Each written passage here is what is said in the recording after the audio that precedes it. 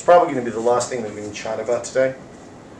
We're going to talk about zona glomerulosa. I'm trying to think more. Okay.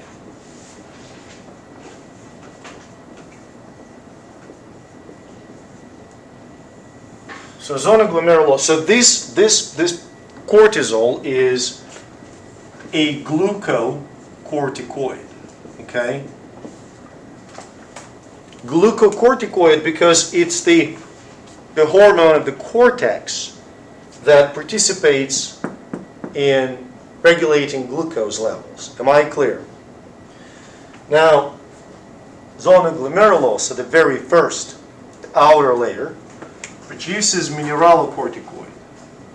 No, I'm dyslexic today.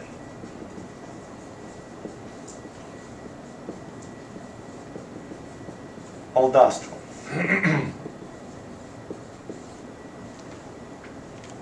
Okay? So aldosterone is a really, really interesting hormone. And it is stimulated. One of the stimuli for aldosterone is lower sodium levels in the human body. Okay? So sodium levels go down. That stimulates the release of aldosterone from the adrenal cortex. And aldosterone increases sodium retention.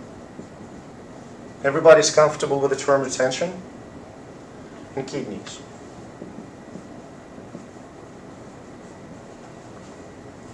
Okay? Does that make sense?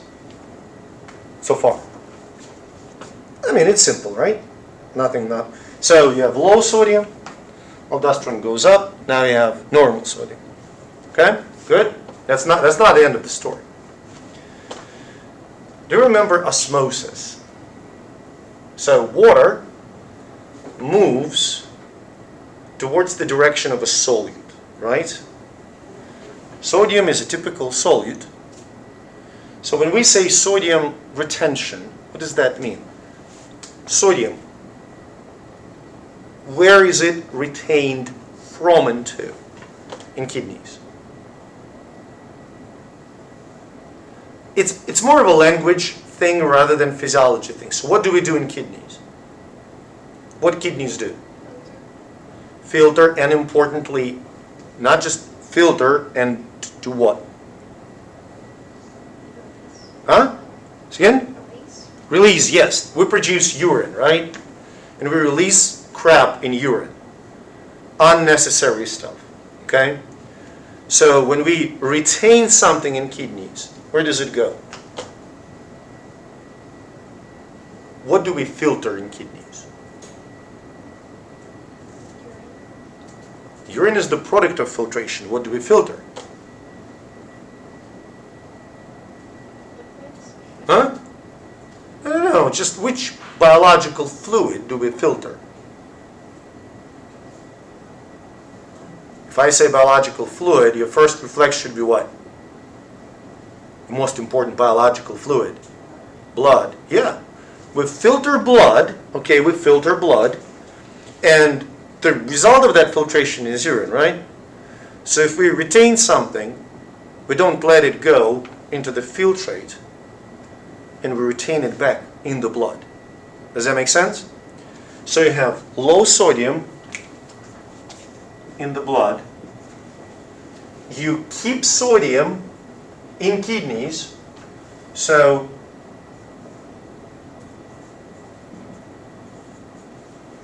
you have increased sodium in the blood. Am I clear? That's really important. Am I clear? Now, osmosis, the movement of water towards the solutes, can be described very simply as what? Water follows sodium. That make sense? So when you keep sodium in the blood, what happens to water retention in kidneys, what happens? Yeah, you keep water in the blood as well. Does that make sense?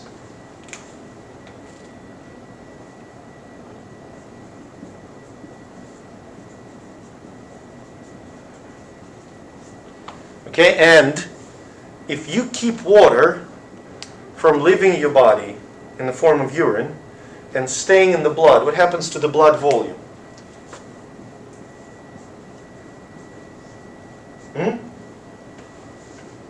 Increases. Yes. And as your blood volume increases, what happens to the blood pressure? Increases. Uh-huh. So if this is the final outcome, increased blood pressure, what will be another stimulus for aldosterone release?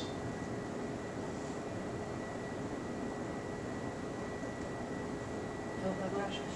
Bingo. Low blood pressure or low blood volume. So you can legitimately have low blood pressure, or you may have lost some blood. Make sense? Okay. That's all good. It's all right. So far we're making sense, right? One more interesting thing here.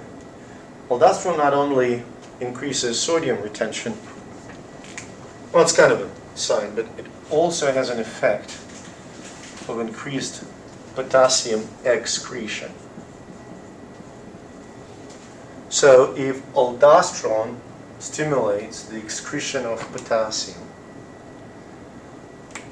how will potassium levels control the aldosterone production? So what will be the stimulus? This is what I'm asking. If aldosterone makes you throw away potassium, what will stimulate aldosterone release? Huh? High potassium. Uh-huh.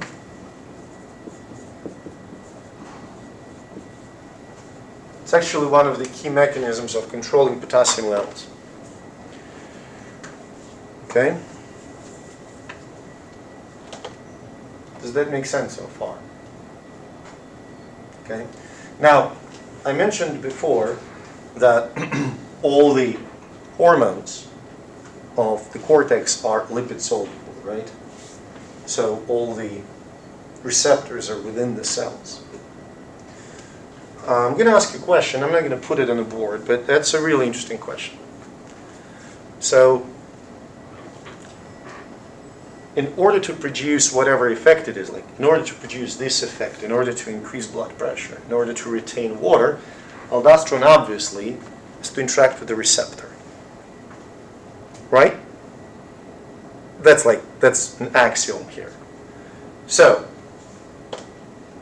if you will take a molecule, some artificial drug that inhibits, blocks aldosterone receptor, okay, does that make sense? That binds to aldosterone receptor and renders it dysfunctional. What's going to be the effect? You block aldosterone receptor. You're gonna pee a lot? Huh? You're Again? gonna pee a lot? Yes. You're going to pee a lot because water is not going to be retained. What's going to happen to your blood volume? Down.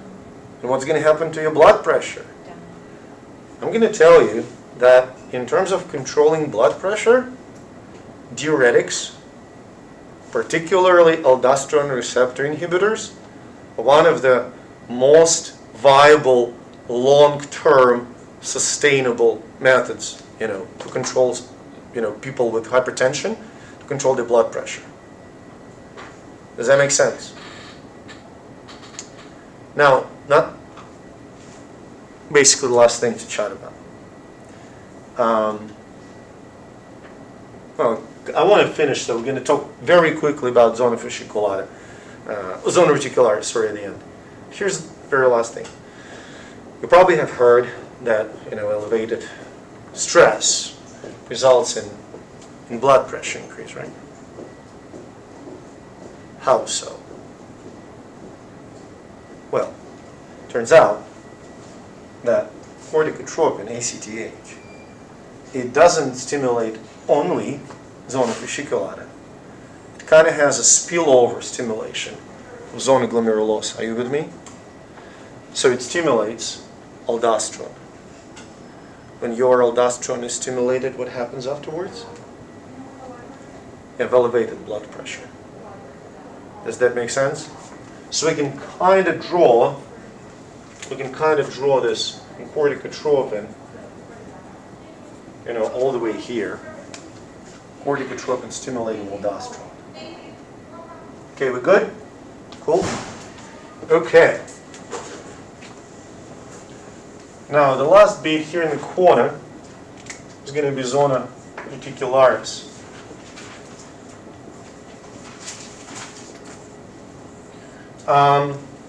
It's fairly boring. It produces androgens, so it produces sex hormones. It produces estrogen and testosterone in the very, very, very low quantities. Okay, so now here's the thing. I know it can be a sensitive matter. I don't know your health conditions. If something that, like I mentioned, is really closer to your heart, let me know afterwards. I'm going to avoid this topic, okay?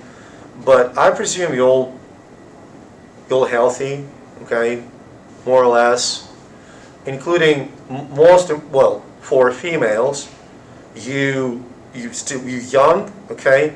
So your estrogen and your testosterone are produced by ovaries, right? And this plays practically no role for you. In postmenopausal women, where the estrogen-producing function of ovaries goes down, these hormones kind of take over.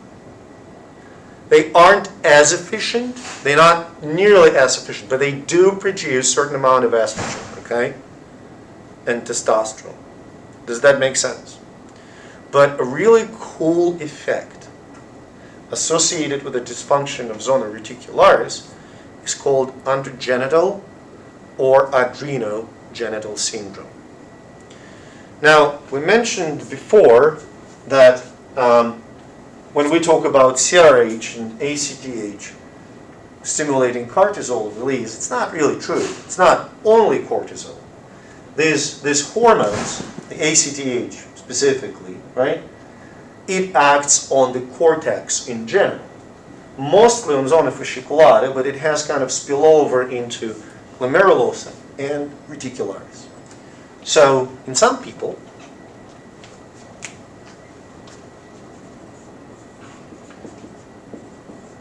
no cortisol is produced whatsoever. None. Nil. Okay? Now, if there's no cortisol produced, what happens to the levels of these two hormones? They super high, like super, super high.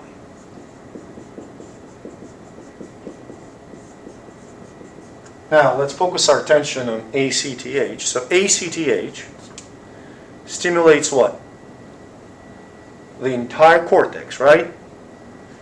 More so zona fasciculata, but also zona glomerulosa and zona reticularis. Now, zona reticularis releases which hormones? We just mentioned androgens, right? Sex hormones.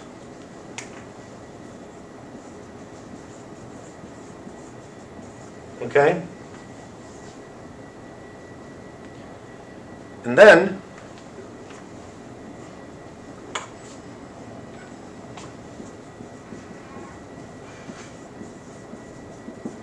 now this very suggestive sounding term, sex ambiguity, I use it to explain real simple things. So, if we're talking about a female, imbalance between the testosterone and estrogen results in females with excessive secondary sexual characteristics like hair, like facial hair. Does that make sense? In males, in newborns mostly, what it results in, so-called hypospadia, when they have ambiguous external genitalia. So basically it's underdeveloped penis, okay? You can and underdeveloped vagina at the same time. Hypospadia is relatively easy to fix surgically. And this condition is relatively easy to treat because all you need is taking glucocorticoids. That makes sense? But it's just, the mechanism I think is just super cool. Just, no glucocorticoids, elevated ACTH-CRH, elevated androgens, sex ambiguity. Questions? Oh and we all know cortisol is immunosuppressive. I frankly, from evolutionary standpoint, have no idea why. Okay, but it is. It is. Okay, no questions.